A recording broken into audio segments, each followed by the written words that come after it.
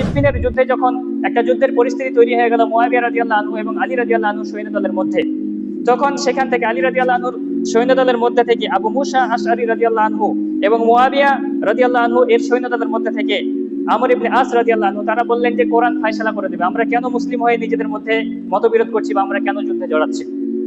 তো এই দুইজনকে নিয়ে তৃতীয় একটি দল গঠন করা হলো মীমাংসা করে দেওয়ার জন্য। মীমাংসা লাস্ট পর্যায়ে চলে গেছিল। এরপরে আলী রাদিয়াল্লাহু আনহু সৈন্য দলের মধ্যে থেকে 12,000 সৈন্য তারা বেরিয়ে গেল।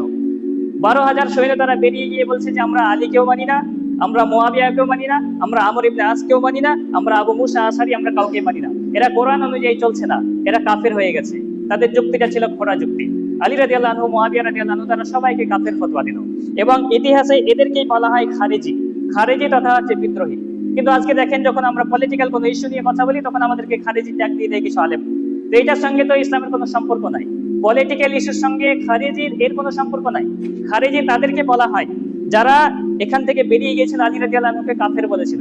এবং খারিজিদের একটা আকীদা হচ্ছে কেউ যদি কাবিরা গুনাহ করে, বড় গুনাহ করে, তাহলে পরে তারা তাদেরকে কাফের মনে করে। আহলে সুন্নাত ওয়াল জামাতের কোন একজন আলেমকে দেখেছেন, হতে পারে সে সুন্নি, হতে পারে সে আহলে হাদিস, হতে পারে সে হানাফি, কেউ বলেছে যে কাবিরা গুনাহ করলে পরে সে কাফের হয়ে গেছে? তাহলে খারিজি ট্যাগ দিয়ে দাও এই কথাগুলো বললে পরে। তো পলিটিক্যাল ইস্যু নিয়ে কথা বলার সঙ্গে খারিজিদের কোনো সম্পর্ক নাই। তো আলী রাদিয়াল্লাহু